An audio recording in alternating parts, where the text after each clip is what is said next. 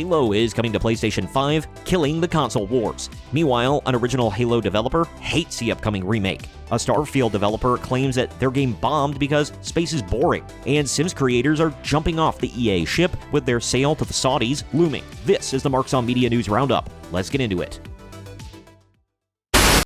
Marks on Media.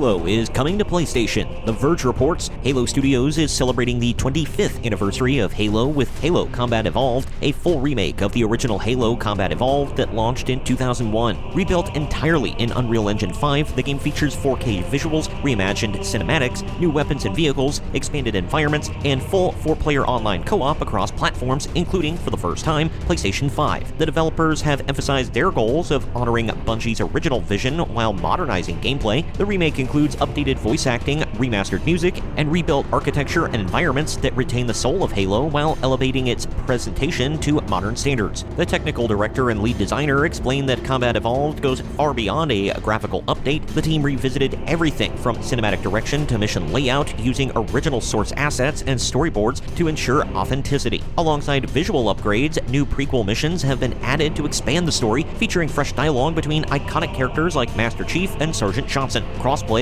shared progression, and both online and split-screen co-op are supported, ensuring that the remake appeals to both longtime fans and new players. Even mechanics like sprinting and AI behavior have been updated to modern standards, striking a careful balance between nostalgia and innovation. Weapons and vehicles have been fully redesigned with the addition of new options from across the Halo series, including the Energy Sword and hijackable wraiths. The remake also features an extensive selection of skull modifiers, more than any previous Halo game, for players seeking extreme challenges. While Combat Evolved will not include multiplayer, the developers describe it as a foundation for the future of the franchise. By focusing solely on the campaign, Halo Studios aims to deliver the ultimate version of the story that started it all. Launching in 2026 for Xbox Series X and S, PC, and PS5, the game will be available day one through Game Pass and support Xbox Cloud Gaming and Play Anywhere. This is an historic announcement, and I think it's awesome that PlayStation fans finally get to experience the wonder of Halo. But let me know your thoughts and feelings on all of this down in the comment section.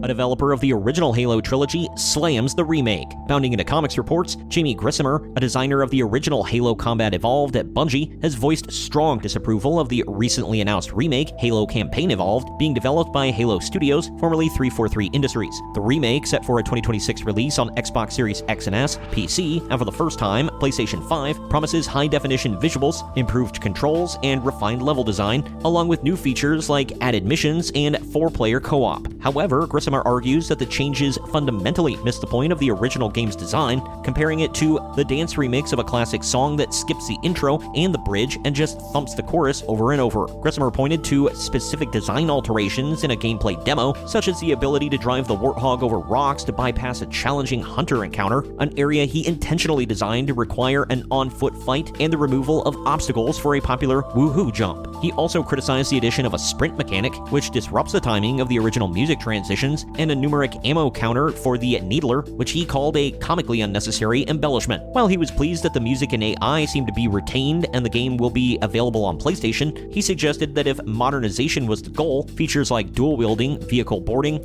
and melee weapons for later games would have been more appropriate additions. Look, I can't fault him for his feelings. No matter how good the remake is, or even if it's better, the original artists will always prefer their version. They know the thoughts and feelings, blood, sweat, and tears that they put into certain things. We don't. It's human nature. But let me know your thoughts on all of this down in the comment section.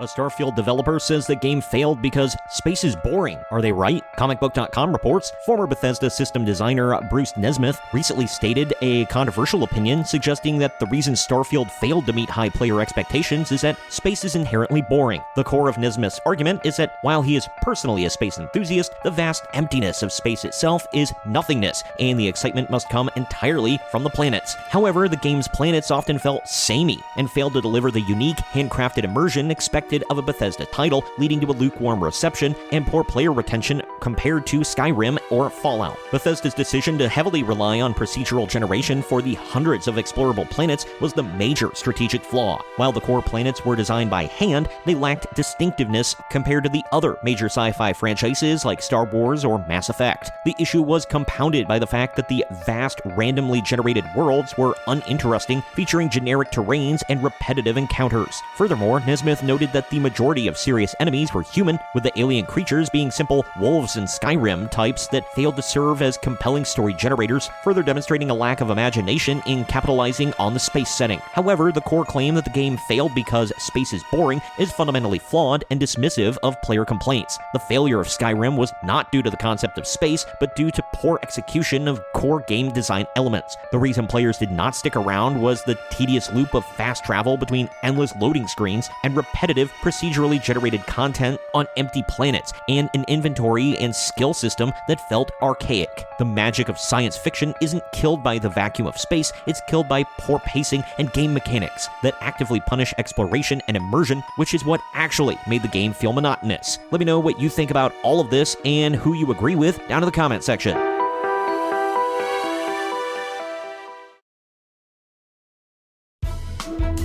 The Sims creators quit EA amid buyout concerns. IGN reports, in a significant protest, several prominent content creators specializing in The Sims 4 have severed ties with Electronic Arts' EA Creator Network. The mass exodus follows the announcement that EA is set to be acquired by an investor group, a $55 billion all-cash deal involving Saudi Arabia's public investment fund, PIF, Silver Lake, and Jared Kushner's affinity partners. Creators feared that the documented conservative values of the new buyers, including Saudi Prince Mohammed bin Salman and Donald Trump's son-in-law, are fundamentally incompatible with the inclusive and welcoming nature that are defined in the Sims community. Excuse me while I laugh my ass off. Streamers, including highly popular Kayla Lil Simsy Sims, who has over 2 million subscribers, Jesse Plumbella McNamara, Devin Bumpkin, Vixella, and James Turner, have publicly announced their departure from the EA Creator Network. This is not an airport, you do not have to announce your departure. For creators like Lil Simsy, this decision means forfeiting perks such as early access to new game packs and the use of a creator code. She stated she felt she could no longer maintain a direct association with the company under the new ownership and hoped the pressure from creators and the community would encourage EA to reconsider the sale's long-term impact. It will not. In response to the backlash, EA issued a statement via the Sims social media account attempting to reassure the community. The company insisted that its mission, values, and commitment remain the same and affirmed that The Sims will always be a space where you can express your authentic self. Sure,